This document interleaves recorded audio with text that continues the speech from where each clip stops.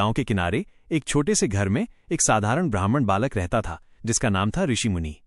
उसका जीवन पूजा पाठ, वेद अध्ययन और गांव वालों की छोटी मोटी समस्याओं को सुलझाने में बीतता था। कोई नहीं जानता था कि यही बालक एक दिन अपने नाम को सार्थक करेगा। वो राजकुमार नहीं था, न ही उसने किसी राजमहल की विलासिता देखी थी। उसका जीवन तो मिट्टी की सौंधी खुशबू जैसा था, सादा, सच्चा और धरती से जुड़ा हुआ। लेकिन एक दिन सब कुछ बदल गया। गांव पर एक अभूतपूर्व संकट आ पड़ा।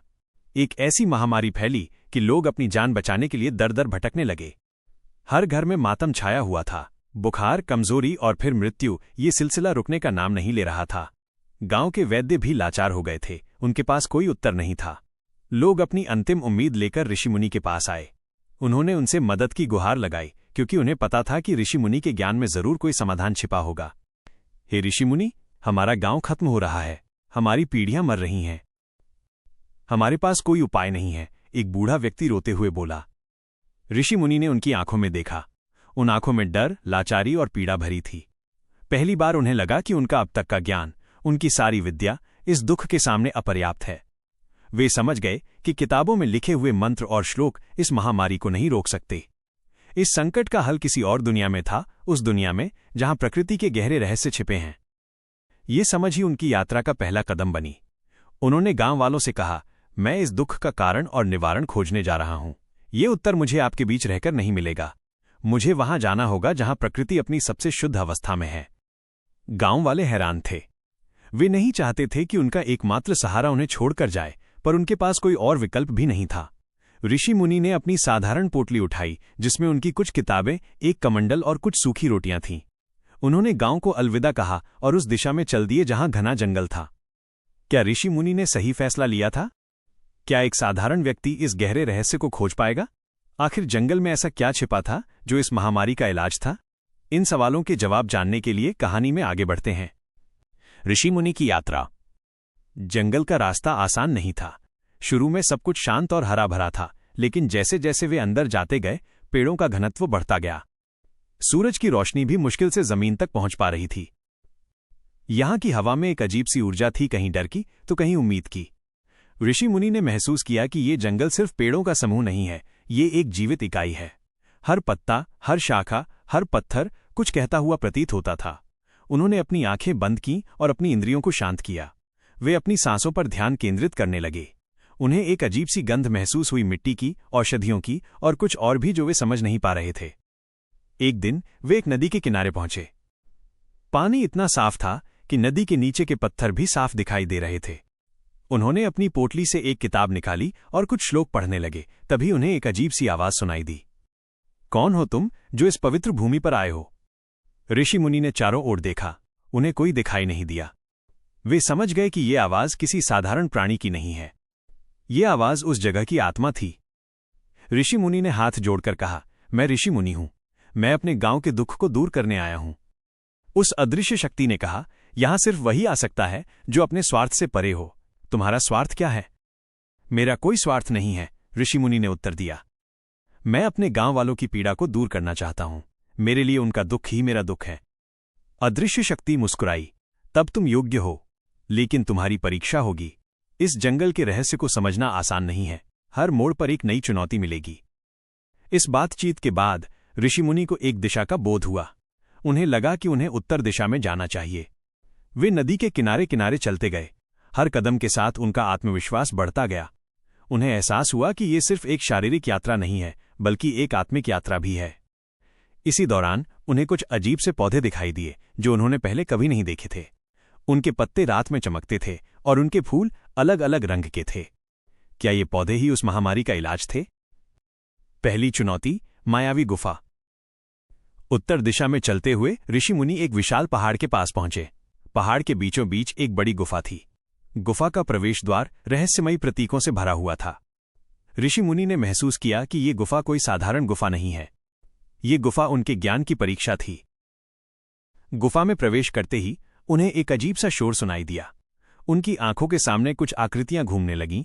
उनके गांव के लोग बीमार पड़े थे, उनके पड़ोसी रो रहे थे और उनके घर में मातम छाया हुआ था। ये सब एक भ्रम था, एक मायावी खेल जो उनके मन को कमजोर करने के लिए रचा गया था। लेकिन ऋषि मुनि विचलित नहीं हुए।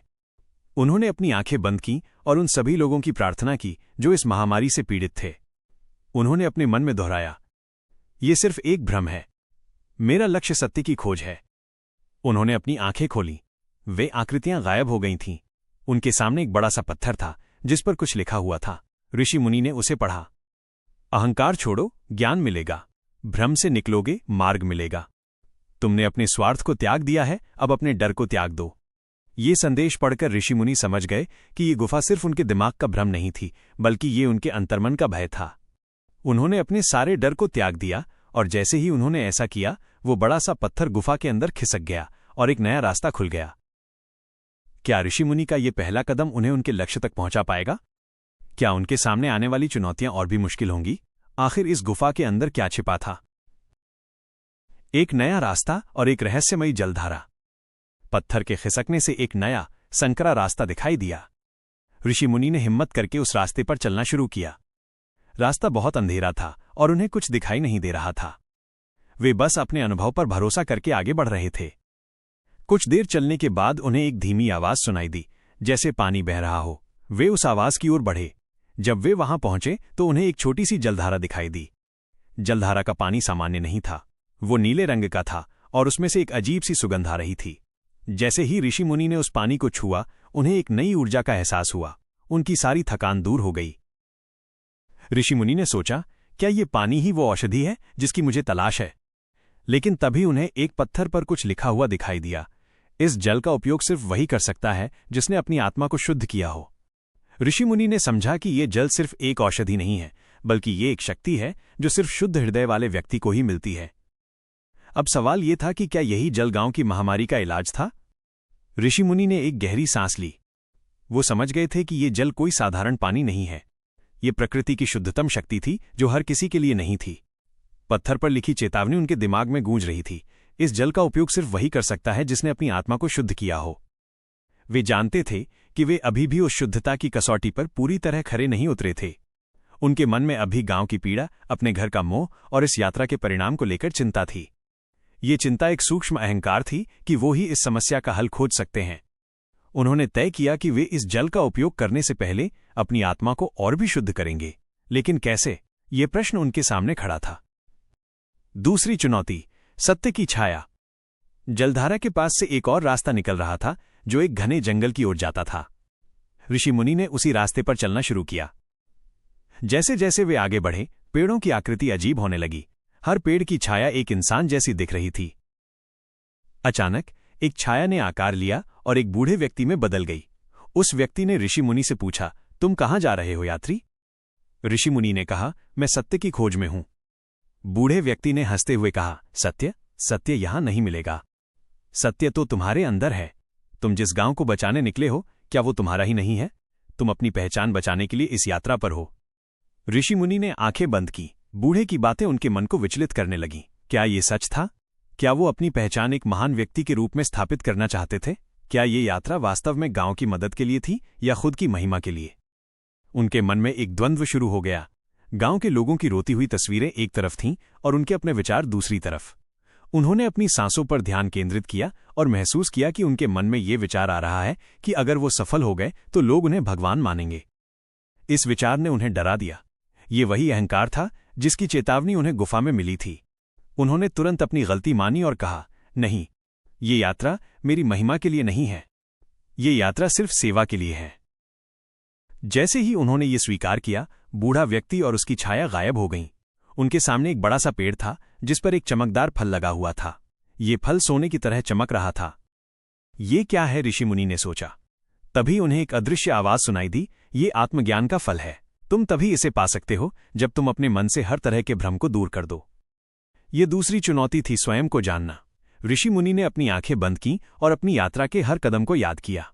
उन्होंने अपनी सबसे गहरी इच्छाओं और डर को स्वीकार किया। उन्होंने स्वीकार किया कि वो भी एक इंसान है और उनमें भी कमजोरियां हैं। इस स्वीकृति ने उन्हें हल्का महसूस कराया। जब उन्होंने आंखें खोली तो उनकी नजर सीधे उस फल पर पड़ी। फल अपने आप उनके हाथ में आ गया। क्या यह आत्मज्ञान का फल था? क्या इसका कोई खास उपयोग था? तीसरी चुनौती, समय का भंवर। आत्मज्ञान का फल हाथ में आते ही ऋषि मुनि को एक अजीब सी शक्ति का एहसास हुआ। अचानक उनके चारों ओर का वातावरण बदलने लगा। हवा तेजी से चलने लगी और पेड़ों की पत्तियां गिरकर गोल गोल घूमने लगी। ऋषि मुनि को लगा कि वे एक भंवर में फंस गए हैं। ये भंवर समय का था। उनकी आंखों के सामने गांव के सारे लोग दिखाई देने लगे जो मर चुके थे और जो अभी भी जीवित थे। उन्होंने देखा कि एक बीमार बच्चे की हालत और भी खराब हो रही थी। उनके मन में एक ही विचार आया, मुझे जल्दी करनी होगी। मुझे उस नीले जल को गांव तक पहुंचाना होगा। लेकिन तभी समय का भंवर रुक गया। उनके सामने एक बूढ़ा व्यक्ति खड़ा था जिसकी आंखों में अनंत काल का ज्ञान था। हे ऋषि मुनि, तुम समय के बारे में क्यों चिंतित हो? समय तुम्हारे नियंत्रण में नहीं है, बूढ़े व्यक्ति ने कहा। तुम्हें सिर्फ अपने कर्मों पर ध्यान केंद्रित करना चाहिए। ऋषि मुनि ने कहा, लेकिन मेरे गांव के लोग मर रहे हैं, मैं उन्हें कैसे छोड़ सकता हूं? बूढ़े व्यक्ति ने मुस्कुराते हुए कहा, तुम्हारी चिंता जायज है, लेकिन तुम ये भूल रहे हो कि तुम यहां क्यों आए हो। तुम यहां सिर्फ एक इलाज खोजने नहीं आए हो, तुम यहां खुद को खोजने आए हो। जब तुम खुद को पूरी तरह जान लोगे तभी तुम उस जल को सही तरीके से उपयोग कर पाओगे। ये तीसरी चुनौती थी, नियंत्रण की चाह को त्यागना। ऋषि मुनि ने महसूस किया कि वो सब कुछ अपने नियंत्रण में लेना चाहते थे, गांव की पीड़ा, समय और यहां तक कि इस यात्रा का परिणाम भी। उन्होंने समझ लिया कि इस चाह ने ही उन्हें अपनी राह से भटका दिया था। उन्होंने अपनी आंखें बंद की और अपने मन को शांत किया। उन्होंने गांव के लोगों की पीड़ा को स्वीकार किया और प्रकृति के सामने खुद को समर्पित कर दिया। उन्होंने कहा, हे प्रकृति, मैं सब कुछ तुम्हारे हाथों में सौंपता हूं, मैं सिर्फ तुम्हारा एक माध्यम हूं। जैसे ही उन्होंने ये कहा, समय का भंवर शांत हो गया और बूढ़ा व्यक्ति गायब हो गया। ऋषि मुनि ने महसूस किया कि उनके अंदर का अहंकार पूरी तरह से खत्म हो गया है। उनके हाथ में वो आत्मज्ञान का फल चमक रहा था। आत्मज्ञान का उपयोग और अंतिम यात्रा। ऋषि मुनि जलधारा के पास वापस लौटे। इस बार उन्होंने अपने मन में कोई संदेह या भय नहीं रखा। उन्होंने सिर्फ सेवा की भावना के साथ अपनी अंजुलि में थोड़ा सा जल लिया। जैसे ही उन्होंने जल को छुआ, उन्हें एक और अनुभव हुआ। जल के माध्यम से उन्हें उन सभी औषधीय पौधों की पहचान होने लगी जो उस जंगल में थे। उन्हें यह भी पता चला कि उन पौधों का उपयोग किस तरह किया जा सकता है। उन्होंने देखा कि वो नीले रंग का जल सिर्फ एक औषधि नहीं था, बल्कि वो एक उत्प्रेरक था जो अन्य औषधियों को अधिक प्रभावी बनाता था। ऋषि मुनि समझ गए कि उनका काम सिर्फ उस जल को ले जाना नहीं था, बल्कि उन्हें उस ज्ञान को भी प्राप्त करना था जो इस जंगल में छिपा था। उन्होंने उस जल का उपयोग करके विभिन्न औषधीय पौधों को मिलाना शुरू किया। उन्होंने विभिन्न रोगों के लिए अलग अलग मिश्रण बनाए।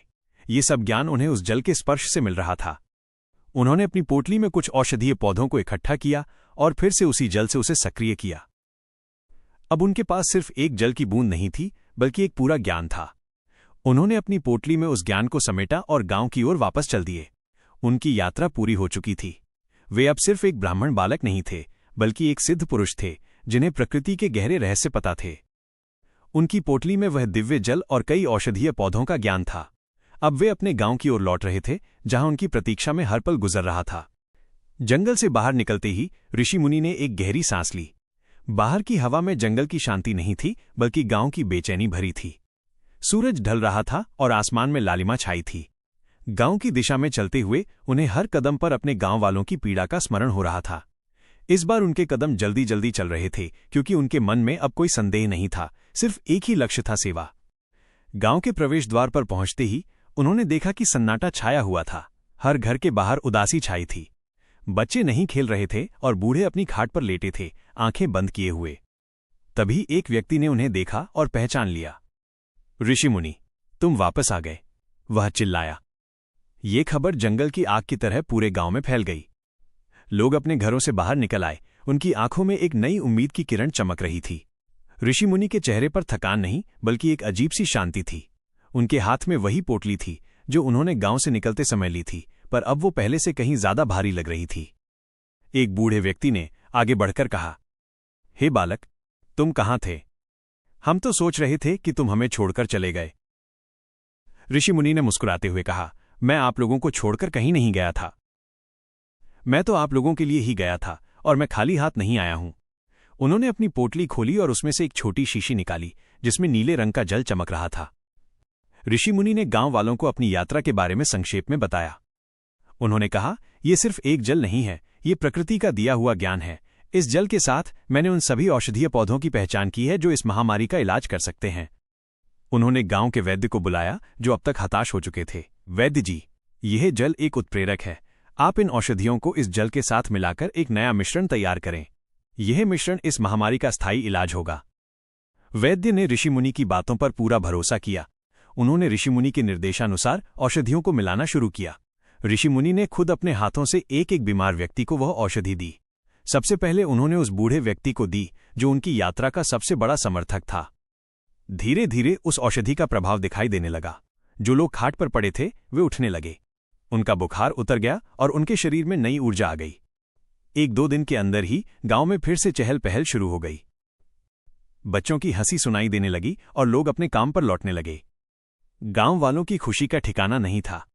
वे ऋषिमुनि को भगवान की तरह पूजने लगे। लोग उनके पैरों में गिरकर धन्यवाद करने लगे। ऋषिमुनि ने देखा कि गांव वाले उन्हें महिमा मंडित कर रहे हैं। उनके मन में वही पुरानी चुनौती याद आ गई, अहंकार। उन्होंने अपनी आंखें बंद की और अपने मन में कहा, ये सब मेरी वजह से नहीं हुआ है, ये प्रकृति की कृपा है, मैं तो बस एक माध्यम हूं। उन्होंने गांव वालों को समझाया, आप लोग मुझे क्यों पूज रहे हैं? ये सब मैंने नहीं किया है। ये ज्ञान प्रकृति का था और प्रकृति ही इस रोग का इलाज है। अगर आप मुझे पूजना चाहते हैं तो प्रकृति को पूजो, अपनी धरती को पूजो, अपने पेड़ों को पूजो, अपने नदियों को पूजो, क्योंकि यही हमें जीवन देते हैं। ये सुनकर गांव वाले हैरान रह गए।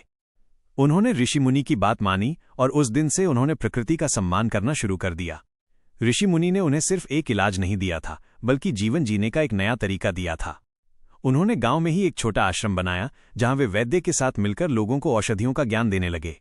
उन्होंने ये सुनिश्चित किया कि भविष्य में कोई और गांव इस तरह की महामारी से पीड़ित न हो। ऋषिमुनि ने अपना जीवन ज्ञान और सेवा को समर्पित कर दिया। उनकी यात्रा एक साधारण ब्राह्मण बालक से एक सिद्ध पुरुष बनने की थी।